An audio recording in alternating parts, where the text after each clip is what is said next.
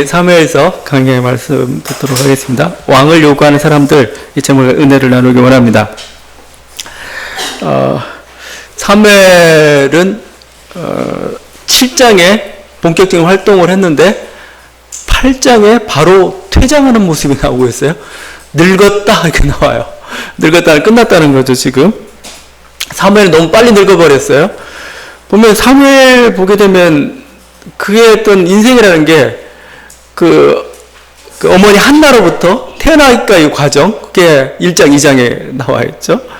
그 뭐 다른 얘기하다가 또 어린 시절 좀 얘기하다가 그 다음에 이제 지난번 무대로 미스바에서 있었던 그게 어떻게 유일하게 대표적인 어떤 사무엘의 활동이라 볼 수가 있어요. 사사로서의. 물론 뭐 그렇다고 해서 끝난 건 아닙니다. 8장 이후에도 계속 이어지고 있지만 8장 이후에 이어지는 그 내용들이 뭐냐면은 다른 게 아니고 사울과 다윗으로 했던 왕위 계승 과정이죠. 그것을 또 왕정 승계를 준비하는 작업들, 이게 바로 사무엘이 했던 겁니다. 자기 일은 아니죠. 자기 일은 물론 뭐 이걸 자기 일이라고 할 수도 있겠지만 하여튼 자기 주체적인 독자적인 그 일이 아니고 사울이나 다윗에게 이렇게 왕정 승계직 할 수 있도록 그 다리와 같은 역할들. 근데 사실은 그게 사명이라는 겁니다. 사명. 굉장히 중요했어요. 왜냐면 이제 그 후에 이스라엘의 또 왕정 시대가 펼쳐져 가는데 지금 사사 시대에서 왕정 시대로 넘어가는 이 다리를 놔줘야 됩니다. 어떤 기준으로, 어떤 조건으로, 어떤 상황 속에서 하나님이 왕을 세웠는가 이거죠. 그래야 어떻게 보면 왕이 제대로 어떻게 보면서 이 사무엘은 루소와 같은 사람일 수도 있어요. 지금 사회 계약서로 얘기하고 있는 겁니다. 어떻게 우리가 왕을 세웠는가 이거죠. 국민의 뜻에 의해서 계약에 의해서 세운 게 왕이다 이거죠. 그것처럼 왕이 처음 출발할 때의 그 자세가 뭐냐, 입장이 뭐냐 이거죠. 어떻게 가야 되는가를 지금 가르쳐 주고 있어요. 사무엘은 기뻐하지 않았습니다. 그냥 그 사사체제가 유대이기를 원했고 하나님의 왕이신 그게 유대이기를 원했는데 인간왕을 세우는 것에 굉장히 마땅치 않았는데도 불구하고 그게 사실 어떤 백성들의 요구고 시대가 그렇게 흘러가고 있는데 어쩔 수 없는 거죠. 그래서 그 어쩔 수 없는 일을 마치 끌려가듯이 했지만 충실히 그걸 했습니다. 그래서 어떻게 보면은 그 이후에 지금도 일어난 일 사실은 사무엘에게 가장 중요한 일이기도 했습니다. 그래서 어떻게 보면은 사무엘은 은퇴가 아니고 지금 인생의 절정입니다. 실질적으로. 그러니까 나이로 따지면 늙었지만 하나님의 사명이라는 입장에서 봤을 때는 지금부터 사실은 시작입니다. 왜냐하면 왕정으로 가는 그 다리를 놓아야 하는 그 일이었고 그 일을 잘 놓았던 게 사실은 이렇게 사무엘이었던 거죠.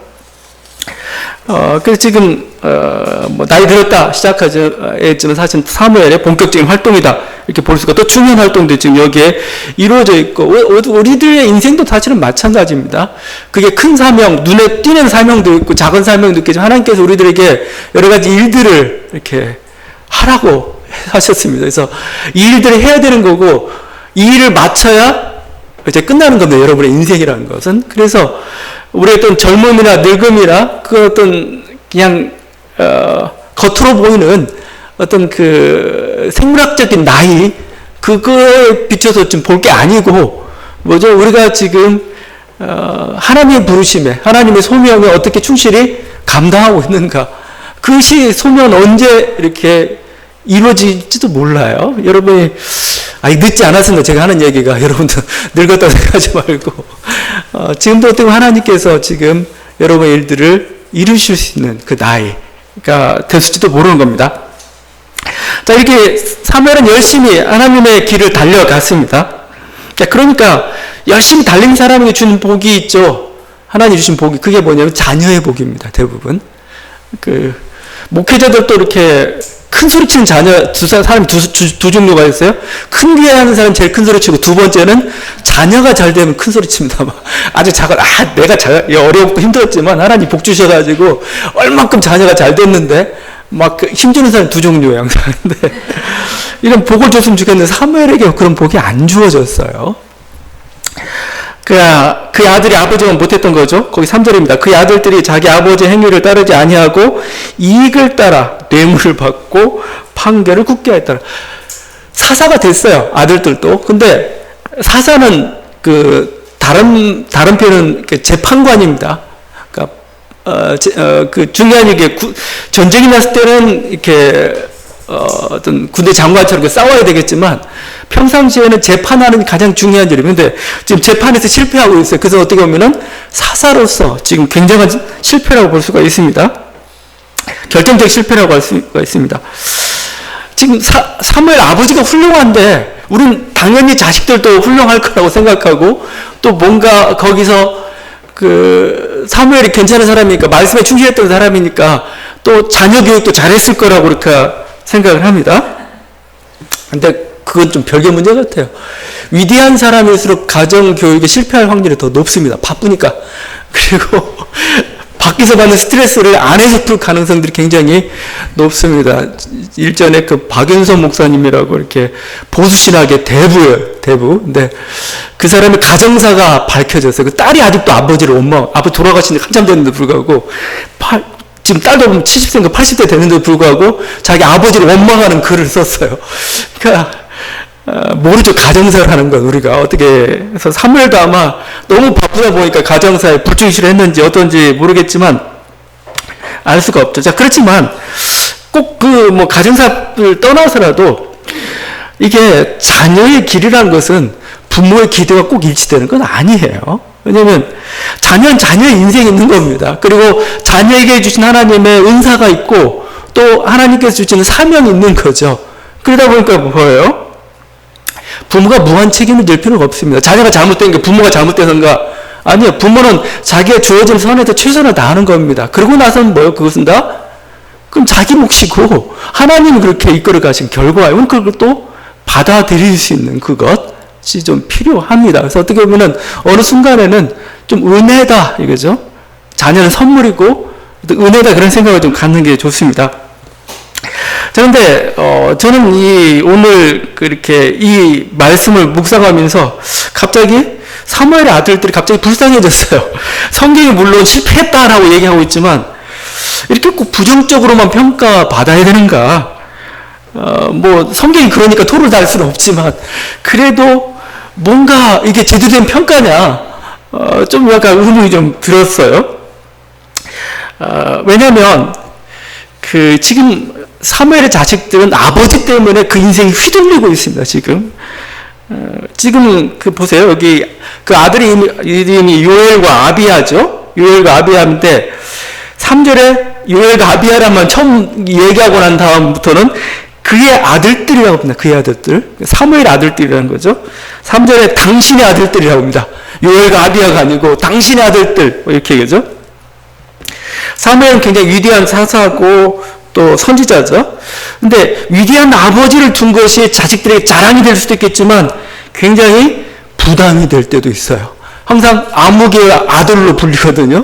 나는 내 인생이 있고 나의 기뻐하는 게 있고 나의 가야 될 길이 있는데 불구하고 쟤는 누구의 아들이래 해가지고 아버지 기준으로 자꾸 아들을 이렇게 자녀들을 이렇게 보려는 경향들이 좀 있죠. 그러니까 자기 인생이 아닌데 부당하게 비교당하고 뭔가 사람들의 시선을 의식해야 된다는. 그러니까 목회자의 자녀들도 그런 게 항상 있어요.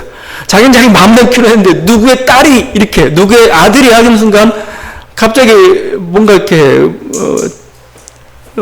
부자유스러워지는 억압받는 그런 속에서 뭔가 자기 원하는 것들을 하지 못하는 그런 것들이 발생할 수가 있는 거죠. 그러니까 어떤 큰 나무가 있다면 큰 나무를 발판으로 해가지고 더 큰 나무가 될 수도 있겠지만 그런 경우는 그렇게 많지가 않아요. 오히려 큰 나무 밑에서 작은 나무는 다 죽어버리는 경우들, 힘을 잃고 완전히 이렇게 줄기 드는 경우들이 참 많은 것들을 우리가 보게 됩니다. 그래서 우리가 격세유전 이런 표현을 쓰고 있지만 정확한 표현은 아니겠지만 하여튼 몇 대를 거릴 때가 있어요. 항상 보게 되면은. 왜 그럴까? 부담감 때문에 사실은 그런 겁니다. 그래서 아브라함이 있습니다. 아브라함은 굉장히 믿음이 강한 사람이죠. 그 아들 이삭은 온유한 사람입니다. 근데 온유한 사람이라고 우리가 점잖게 표현해서 우리 사실은 바보 같은 사람이죠. 휘둘리는 사람이죠. 자기가 결혼도 자기가 마음대로 정하지도 못하고 아버지가 정해주고 그냥 모리아산으로 그냥 끌려서 가게 되고 또 자식들의 야곱과 에서의 자식들의 다툼 때문에 막 희생되고 뭔가 자기 원하는 데 하지 못하는 굉장히 온유한 사람이죠. 바보 같은 사람이죠. 왜 그랬을까? 아브라함이 너무 강해서 그럴 수도 있어요. 더구나 지금 사무엘의 아들들은 희생양이 좀 되고 있는 게 뭐냐면 지금 이스라엘 백성들은 왕정 제도가 필요한 거예요. 우리는 왕을 세우고 싶은 게 간절한데 도무지 안 되는데 뭐 내 건수 잡은 거죠. 건수. 네 아들들 봐라. 너만큼 못한다 이거죠. 그래서 어떻게 보면 저는 아들들의 잘못이 과대 포장됐을 수도 있어요. 뭔가 잘못했을 수도 있겠죠. 뭔가 꼬투리가 잡혔겠죠. 근데 그거에 대해서 그냥 아주 대단한 결정사였죠. 우리가 항상 어떤 이념 논쟁이나 싸움하다 보면 항상 이렇게 발생을 해요. 작은 잘못인데 침소봉대예요. 침소봉대.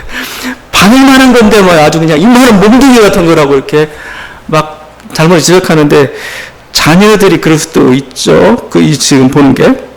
이스라엘 장로들이 사무엘에게 다음과 같이 말하죠. 당신은 늙고 당신의 아들들은 당신의 행위를 따르지 아니하니 모든 나라와 같이 우리에게 왕을 세워 우리를 다스리게 하소서. 왕을 세우겠다는 명분으로서 들고 있는 너희 아들들이 형편없다 이거죠. 이렇게. 그러니까 어떻게 보면은 그래서 지금 아버지가 지금 이 두 아들이 이렇게 사사인데 지금 아버지 사울은 라마에 있어요. 그러면 라마에서 사사를 해야 되는데 그게 아니고 부엘세바는 남쪽 끝에 있습니다. 저 변방에 여기서 있다는 변방입니다. 그곳에서 사사를 하고 있어요. 왜 아버지가 좀 부족해서 애들을 변방으로 쫓은 건지 아니면 뭐 보호하기 위해서 보낸 건지 아니면 뭐 어떤 하나님의 통치를 더 확대시키는 의미에서 좀 긍정적으로 보낸 건지 알 수는 없습니다. 성경 이유를 밝히지 않고 있지만 근데 하여튼 제가 보건대는 이렇게 어떤 한 사람의 인생이라는 게 보게 되면은 객관적으로 판단받지 못할 때가 있어요. 어떤 잘못된 사건이랄지 뭔가 그 두 이념 논쟁성 선상 속에서 어떤 불공정하게 또 편파적으로 이렇게 취급을 당할 때가 있다는 겁니다. 성서도 이런 어떤 이데올로기 희생이 될 수도 있습니다. 왜냐하면 성서는 지금 그 왕정 시대에 향해 달려가야 하기 때문에 성서가 이렇게 성도 자체 모습을 보일 때가 많아요. 왕이 없어서 이렇게 무질서했다 이렇게 얘기하기도 하고 하나님도 왕을 싫어하셨다 뭐 이런 식 모습도 나타나기도 하고 막 그렇습니다. 또 문자라는 게 우리의 중심을 보신 하나님의 판단을 다 담아낼 수는 없는 겁니다. 그건 어떤 어느 정도 한계가 있기 때문에 우리가 어떤 한 사건을 바라보면서 한 인생을 바라보면서 평가할 땐 조심해야 될 것 같아요. 그건 인간의 눈입니다. 인간의 눈. 그 어떤 인간의 눈이라고 할 때 그건 뭐죠? 한계와 편견에 사로잡힌 눈일 가능성이 굉장히 높다는 겁니다. 그 전체적인 인생은 정말 중심을 보신 하나님께서 평가하고 계실 것이고 우리는 그에 대해서 그렇게 양보를 해야 되는 것이죠. 그래서 항상 우리가 조심해야 될 부분이기도 하고 그렇습니다. 자, 하여튼 이런 식으로 이스라엘 백성들은 하나님 앞에 나와서 왕을 구해야 했습니다. 근데 그러니까 왕을 구했다는 것은 이제 사사체제 끝내달라는 겁니다. 사사체제. 이런 식으로 불안한 체제는 우리 싫다. 다른 나라들 봐라. 다른 나라들 전부 왕이 있지 않느냐. 5절이죠. 모든 나라와 같이 우리 주변 나라 봐라. 블레셋도 몇 개 도시 왕국들이 돼 있는데 거기도 다 도시국가라도 왕이 있다 이거죠. 그리고 뭐 주변 나라 다 봐. 애굽이나 저쪽 위쪽 뭐 쭉 아수르 쭉 위로 올라가 봐도 전부 다 왕이 있는데 우리들에게도 왕을 달라 이거예요. 왕정제는 나름대로 효율성이 있죠. 왜냐하면 왕이 없으면 정말 무질서예요. 사실은 왕이라고 표현하게 되면 우리가 보면 어떻게 보면 깡패상이나 마찬가지입니다. 한 시장이 있는데 이게 막 여러 세력들이 이렇게 막 다툼하고 있으면 혼란스러워요. 근데 하나가 아주 힘센 놈이 딱 장악하고 있으면 나름대로 질서를 잡아가는 거죠. 그게 왕이에요, 왕. 제가 이번에 G20 정상회의들 보다 보니까 그런 모습이 보여요. 순 깡패들 모임 같아요.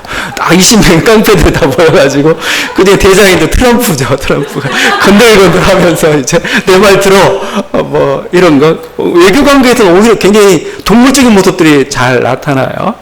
그러니까 미국이 그동안에는 막 그렇게 점잖게 다스렸어요. 마치 자기가 이렇게 힘 안 쓰는 것처럼 하면서 자기 뜻대로 이끌어왔는데 트럼프가 좀 솔직하다고 했던 솔직한 건 뭐예요 이게? 노골적으로 드러내는 거예요.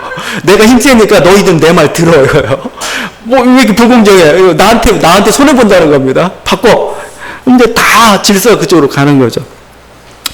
좀 불만은 있는데 어쩔 수 없어요. 또 그렇게 하고 어느 정도 질서를 잡아가요, 나름대로 이렇게. 근데 그렇지 않고 막 서로 도토리 기재기시고 이런 식으로 다투다 보면 힘들어지죠. 또 왕이 있으면 뭐죠? 이렇게 모든 어떤 그 효율성이 있는 겁니다. 그래서 어떤 침입이나 적군이 침입할 때나 아니 적을 침공할 때 모든 힘을 역량을 직결시켜가지고 그걸 다 막아내고 할 수 있고 이런 거죠. 자, 그게 바로 왕정 체제고 그걸 해달라는 건데 반면 이스라엘 체제는 그런 체제가 아니에요. 이스라엘은 사사 체제. 사사는 뭡니까? 어느 날 갑자기 그 성령의 카리스마가 임합니다. 딱 성령이 임해가지고 뭐죠? 삼손에게 임하고 기드온에게 임하고 지금 사무엘에게 지금 임했습니다. 전에는 엘리에게 임했고 그 사람이 뭐 지도자가 되는 겁니다. 그래서 막 다스리다가 죽으면 끝나는 겁니다. 뭐 아들한테 가기도 하지만 하여튼 뭐 끝나고 또 문제가 생기면 또 사사가 나타나고 막 이런 체계 굉장히 비효율적인 그런 체제죠. 그러니까 뭔가 국력을 집중할 수가 없어요.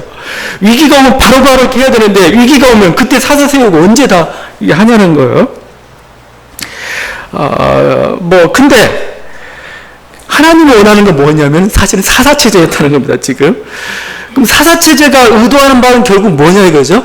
우리가 이것을 다른 식으로 표현하면 12지파 평등 공동체라는 표현을 씁니다. 12지파 평등 공동체. 12지파가 뭐예요? 각기 자기의 처한 그 자리에서 뭐예요? 자기의 권리와 그걸 누리면서 평등한 체제를, 사사진게 가능한 겁니다. 누가 일방적인 주도가 아니에요. 근데 지금 왕정 시대가 되면서 나중에 어떻게 됩니까? 결국은 거의 지파들이 다 사라져버려요.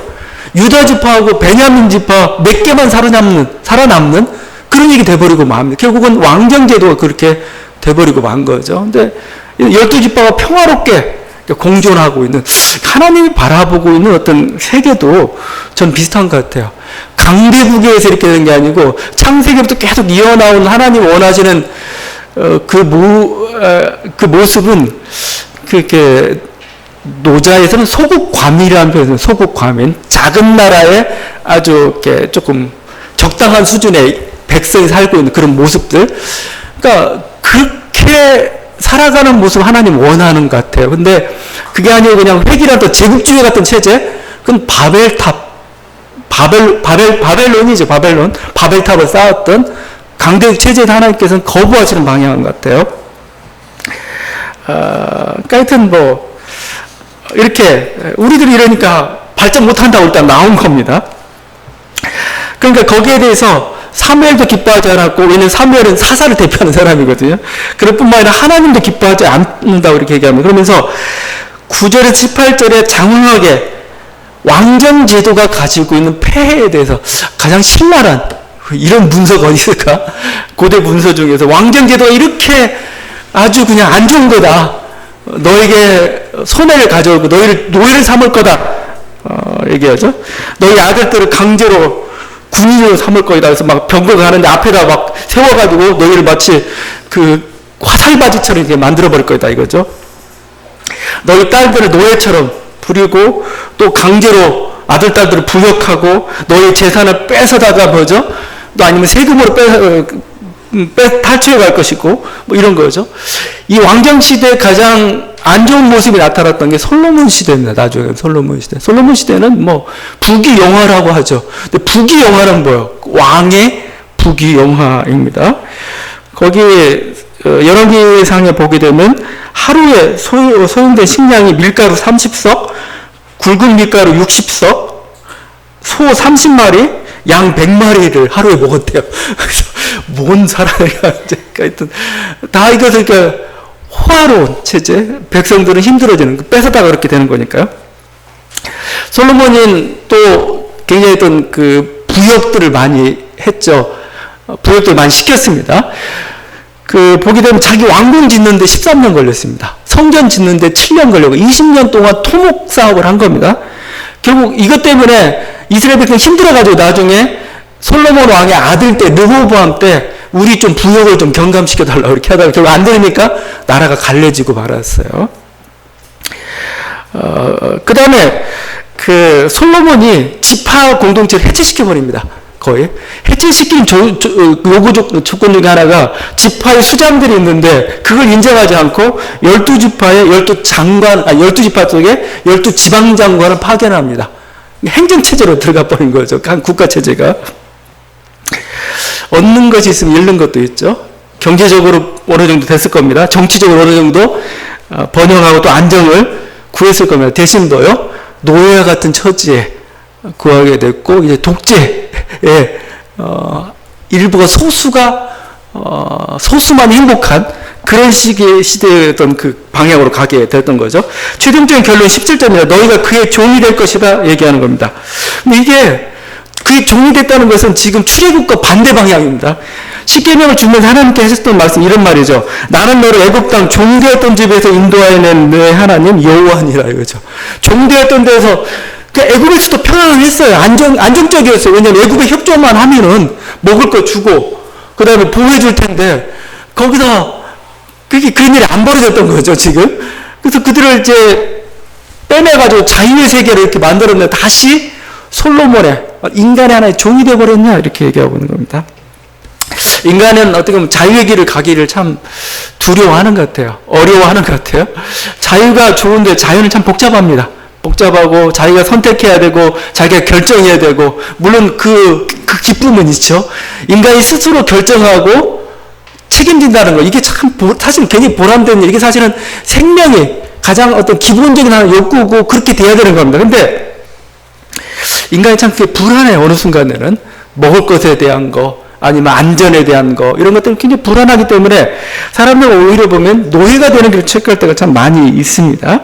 자유의 길을 벗어나서 자기가 편한 길. 사실은 우리 신앙이라는 것도 그래요. 신앙.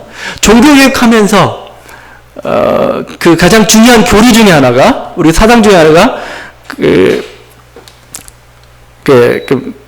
우리가 만인 제사장설 우리가 얘기하잖아요. 모든 사람들이 뭐요? 제사장이 될 수가 있다 그러죠. 모든 사람은 사제가 된다 그러죠. 하나님과 나 사이에 중간에 어떤 사제나 어떤 교리나 어떤 성사나 그런 거 없이 내가 직접 하나님한테 나아갈 수 있고 하나님도 직접 용서를 받을 수도 있고 기도할 수도 있고 이게 만인 사제설, 만인 제사장설 아니겠습니까? 자유가 주어졌어요. 이제 모두가 어떠한 것으로부터. 그래서 그때 루터가 가장 강조했던 것 중 하나, 종교개혁자들이 가장 강조했던 게 항상 이성의 양심의 자유입니다. 양심의 자유. 내가 성경 안에서 내가 깨닫는 양심의 자유 이거죠. 이거에 따라서 나는 뭐요? 어떤 부당한 교황이나 그 권력으로부터 우리는 자유하다. 난 그 뜻에서 따를 수 없다. 라고 이렇게 얘기했던 거고 모두가 다 동등한 그런 존재들이 된 거죠. 근데 이 자유를 싫어해요.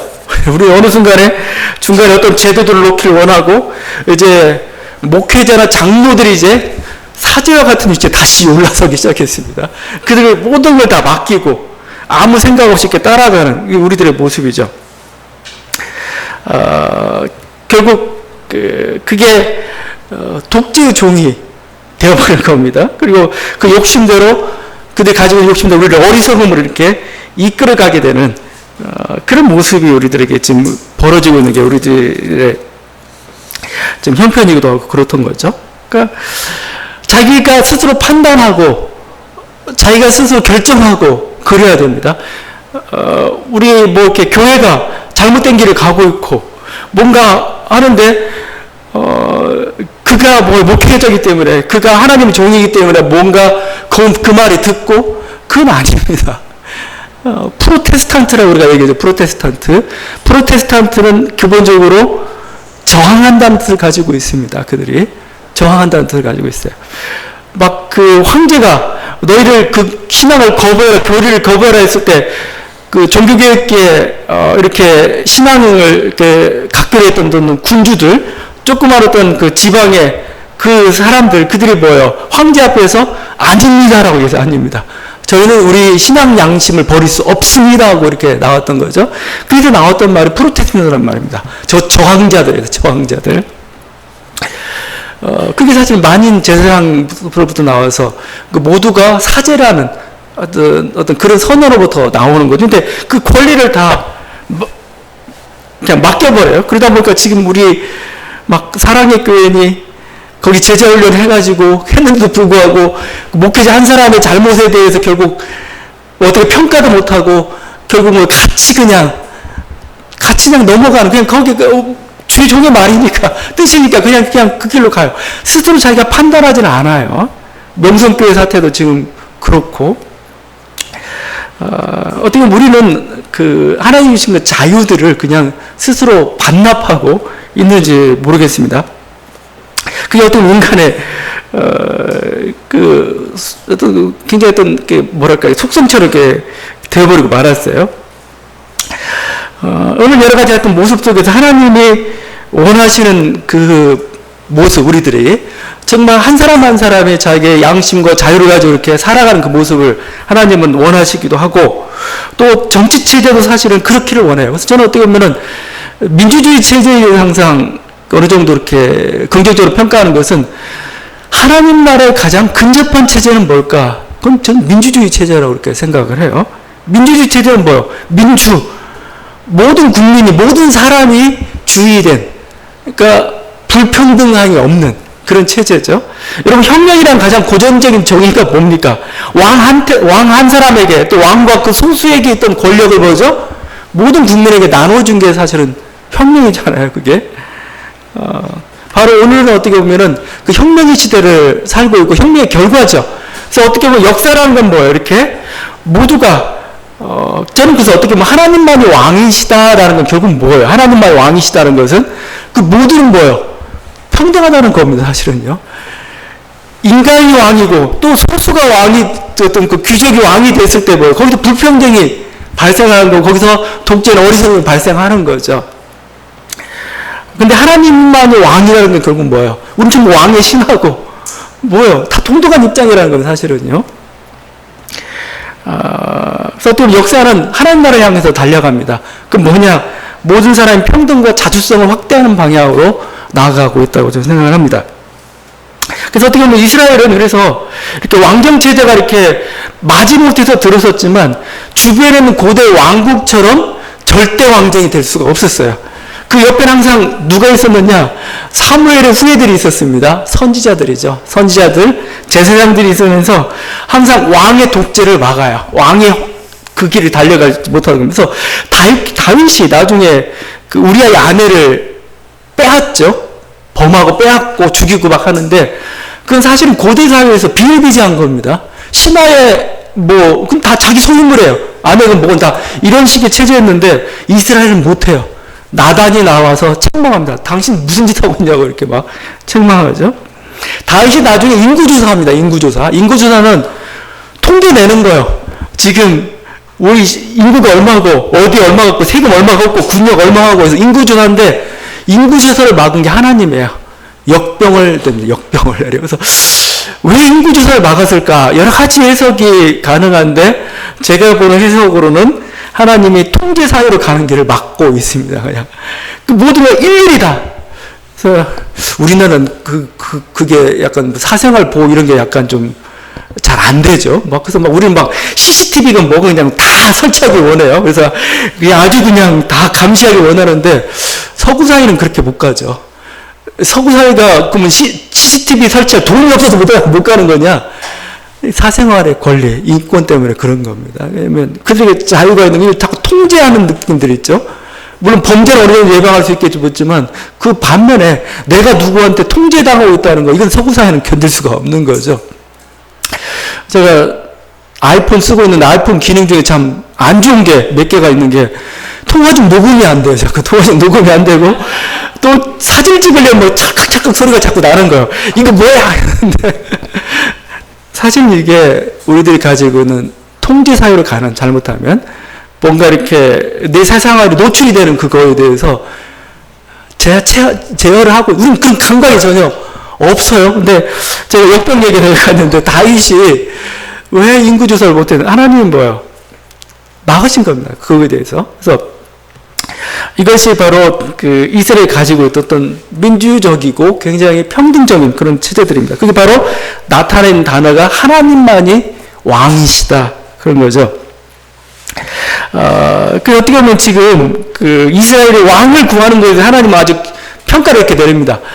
저 사람들이 너를 싫어서도 아니고, 뭔가 다른 목적도 할 때 있겠지만, 근본적으로는 나를 싫어서 그런다. 하나님이 내가 왕인 것을 싫어서 그런다. 이거죠. 7절에 이는 그들이 너를 버림이 아니요 나를 버려 자기들이 왕이 되지 못하게 함이니라, 이렇게 얘기했던 거죠. 하나님은 보이지 않아요. 보이지 않으니까 답답한 거죠. 불안한 거죠. 그러니까 보이는 왕을 세우겠다라고 하는 겁니다. 하나님은 마치 자기를 무능력한 늙은이 취급하는 게 굉장히 화가 났어요. 그래서 이것들 다시는 너에게 응답하지 않겠다. 니네 알아서 다 해봐. 하면서 이렇게 지금 굉장히 화를 내시고 있는 그 장면들이 있는 겁니다. 근데 사실은 그 뭐 하나님이 무력한, 정말 무력한 존재냐, 보이지 않기 때문에 그렇지 않죠. 어떻게 보면 우리들의 이스라엘 백성의 믿음이 부족한 거죠. 믿음이. 이스라엘이 가지고 있던 자유의 그 누릴 수 있는 그 신념이랄지 그거에 대한 게 좀 사실은 부족한 거라고 볼 수가 있습니다.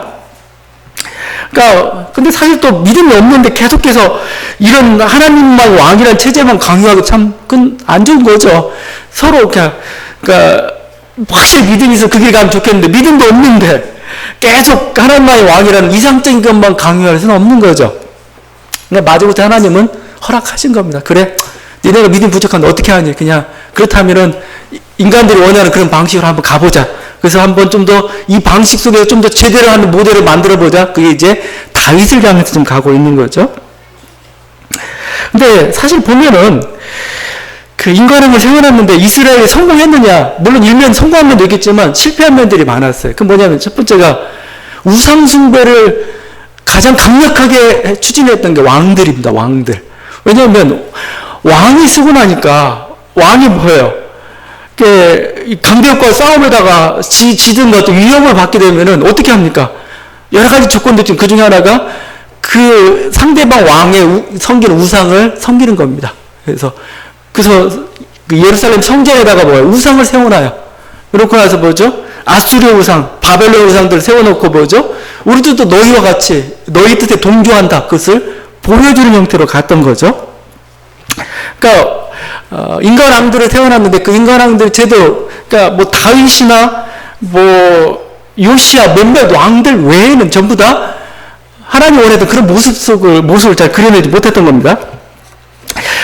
또 결정적인 인간왕이 자기들 보호를 못 해줬어요. 그래서 뭐 우상숭배뿐만 아니라 무기력했습니다. 무기력했어요. 번번이 전쟁에서 패하죠. 그러니까 다윗 솔로몬 시대 외에는 번번이 전쟁에서 패하고 국력은 축소되고 또 결국은 바벨론에게 포로로 끌려갈까지 계속해서 인간왕들에게 실패하는 그 모습들을 보입니다. 그러다 보니까 선지자나 이스라엘 백성들이 하나님을 그리워해요. 하나님 당신이 다시 왕이 되시옵소서. 이거죠. 그게 시편의 찬양들에서 굉장히 많이 나타나고 있습니다. 시편 24편입니다. 문들아 너희 머리를 들지어다. 영원한 문들아 들릴지어다. 영광의 왕에 들어가시로다. 영광의 누구시냐? 강하고 능한 여호와시오. 전쟁에 능한 여호와시다. 그렇죠?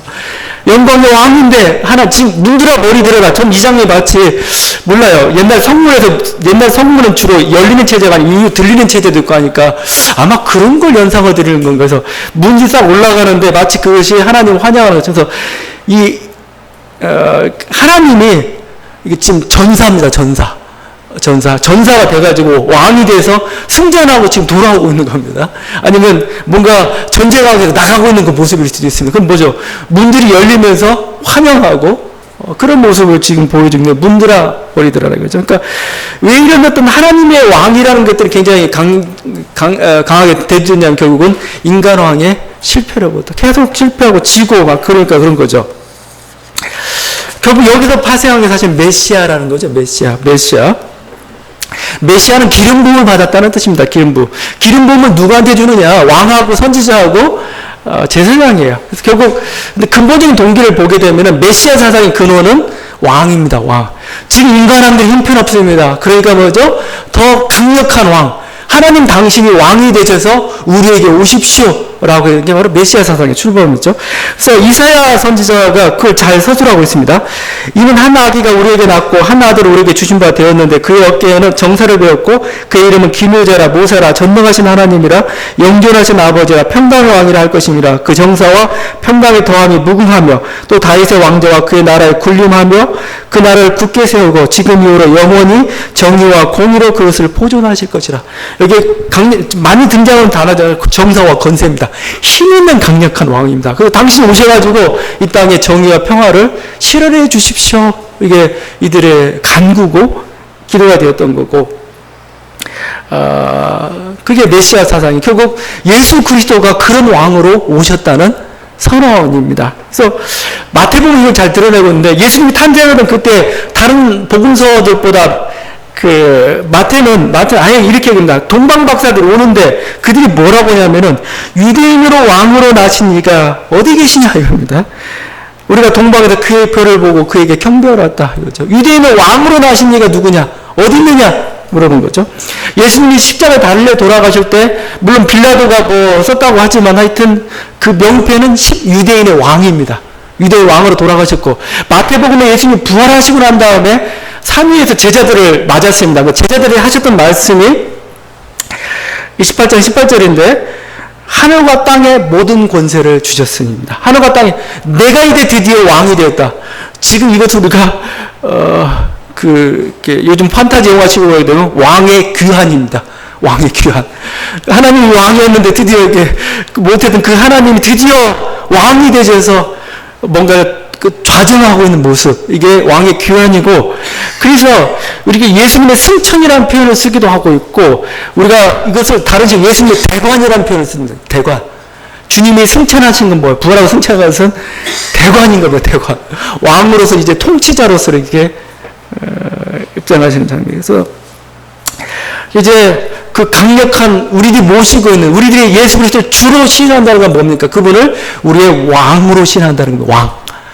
당신이 진정한 우리를 다스릴 왕입니다. 우리는 당신께만 복종하겠습니다. 이거죠. 왜냐하면 당신은 뭐예요? 강력한 통치력을 가지고 있기 때문에 그렇습니다. 어떤 죄와 사망이 조금도 우리를 침범하지 못할 겁니다. 우리가 어떤 기근과 핍박과 여러 가지 위협들, 하나님은, 주님은 당신 우리를 먹이시고 뭐죠? 우리를 보호해 주시는 그런 하나님이십니다. 이거죠. 우리를 어둠 가운데 두지 않으시고 우리를 그냥 막 무책임하게 버려두신 그분이 아니고 당신의 선한 목자가 되셔서 우리를 이끌어 가시고 우리를 뭐죠? 빛으로 인도해 가시는 그분입니다라는 그런 고백들이죠. 그래서 더 이상 우리들에게는 두려움이 없습니다. 더 이상 우리는 당신만을 섬기며 나아가겠습니다.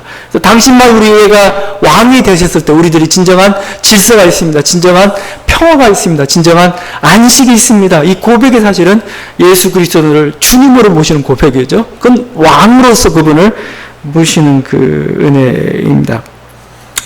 여러분 다시 한번 우리들이 하나님만이 왕이 되신다는 건 단순한 그 신앙 고백이 아닙니다.